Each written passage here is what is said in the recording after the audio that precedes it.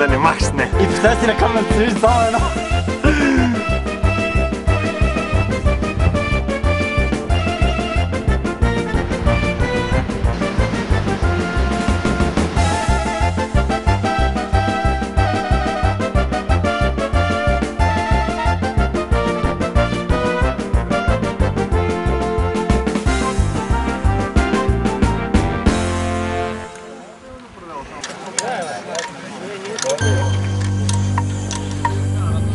Гледай.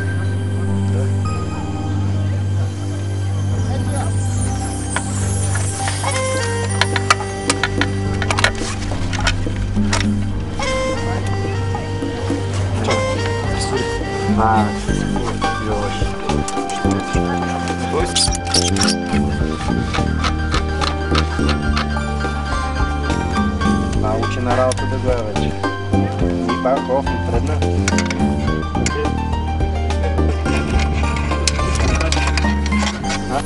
Слизаме на дълбочина 3 метра. Да.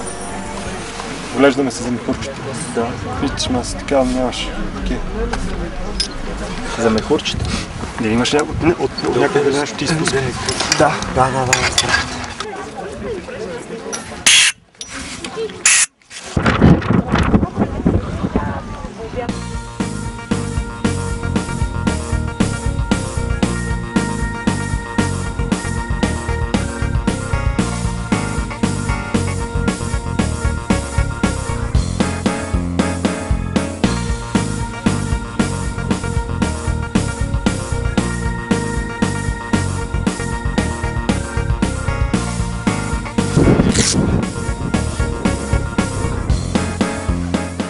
И като отидем там ще ти дам азимут точно, защото тук ми е трудно да ти кажа горе-долу колко.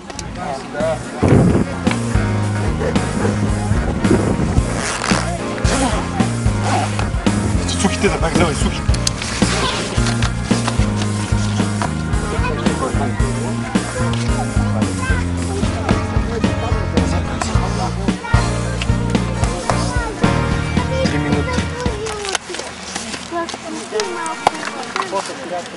Шест метра, 3 минути.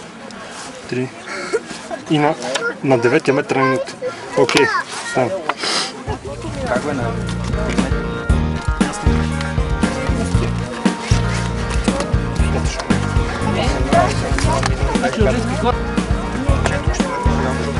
Между гумата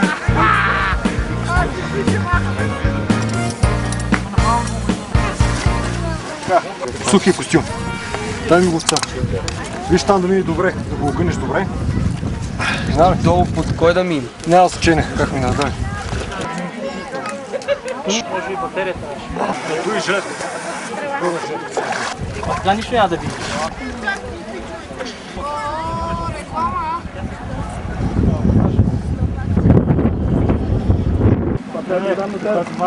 Да, в него. Тук тръгвам.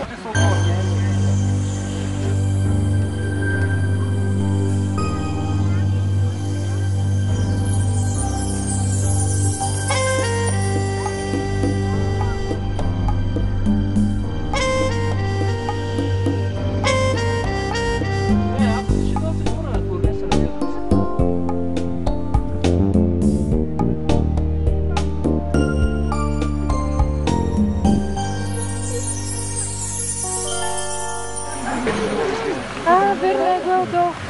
Оп!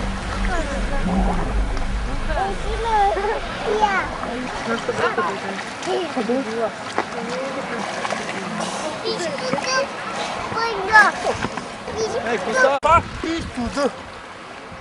Направи платна, не знам какво. Излизаш ли, бе? Излизаш ли? А къде е? 29! Стигнах и не мога да издържа повече. Това прави ще кика ръцете. Какво е аз? Не мога да стигна, той бягаше и си пръснат ушите. Едва ми изравня, защото аз ми е трудно изравняването. Трябваше заедно да се. Не мога да стигна да му кажа. Ти каза ли му, че излизаш? Не! Той ще разбере.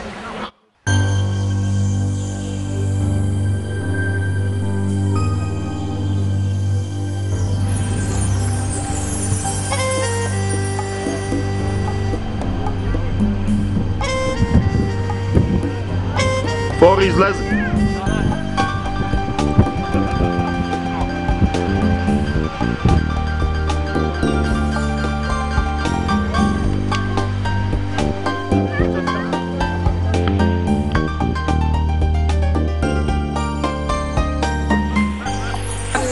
Сантима видно долу. Сериозен ли си? 50 сантима ти видя колко обикалях долу и въобще накрая просто се изгуби всичко.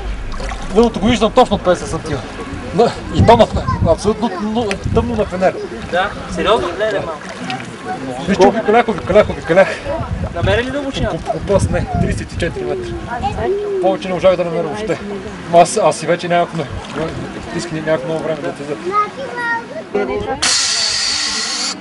Само долу на дъното си плувам и викам нещо ми става лекладичко, само брат. Тук вече нещо не е. А на ръцете? На ръцете. Никакъв проблем. В един момент плувам. Викам това въженце върви малко ляво. Ръката ми надясно. Дай ти видях кръг. Викам съм да правиш някакви салта. Викаме ти виждаш, че съм само вляво. Едно бързо оборудване. Викам това го най-мраза. Ема, аз бях по-далеч, защото тогава се върнах да бакоми нещата от печа. Доста на вече. Тъмно. Значи вижте какво е такова снимка от тюркуаза на готина. Тук да залъгва в началото и там като влезеш, още там отгоре като погледнах и тя на 3 метра дълбочина вода става на бяла. Стана, че аз може от тук почва бъде. Екам, щом още от тук е една белиника такава. Я да включвам фенера. Пък имах вятър, не мога да кажа, че нямах въздух. Не мога да кажа, че нямам въздух. Аз съм издишал, аз съм на 150. Аз като влезох едната ми беше 280. Ти двете ли издишал? На 200 естествено. Аз ги сменях. Постоянно. Че е по-лесно. Само плувам в движение, само цък, поглеждам. Аз го пробвах тук да ги сменям. Тук горе, така регулаторите ми отгоре да ти кажа, ми дишка добре. И долу вече като минах 25 минути и още по-яко. Чакай, много добре, ма те постоянно пускат добре, аз не забелязах някакво. Пък се чук просто. Да, нямаш никакви проблеми с беше перфектно, защото някакси други. Нямаше видимост. Мамо, това само искам да имам малко по-хубава видимост и въобще нямаше да се замислям въобще. Просто щях да разплувам. Аз ти казвам, значи октомври месец ще идваме. Правим. Сега човек мога лошо. Идеална видимост. Чакаща работа. Явно зависи сезона и видимост. Аз вече най-накрая поглеждам и не виждам никъде нищо. Тъмно. Отпускам и това тура, трябваше да слезна дълбочина и така и да го видя вече да ме преживиш. Никакъв шанс. А това дъното е така много. Дъното вече движеше надолу леко-леко и там вече ми се стана абсолютно рано. Викам, какво стана? Тръгнах по компас, викам, може нещо съм бъркал. Тръгнах малко натам, върнах се, никакъв шанс. От лавина или от нещо да е влезнал насип и да се дигне вода. Може то защото на ръката е значи последно е мерена 64-та година е било 37 и 5. Когато слизахме преди 5 години, компютър показва 37,7. Лично да намалява дълбочината, да се съвсем закономерна, ма чак пък толкова за 5 години да толкова... Не ми се вярва. Прави ли снимки, бе? И снимки, аз се чудих казал. да оживя. Да иска да оживя снимки.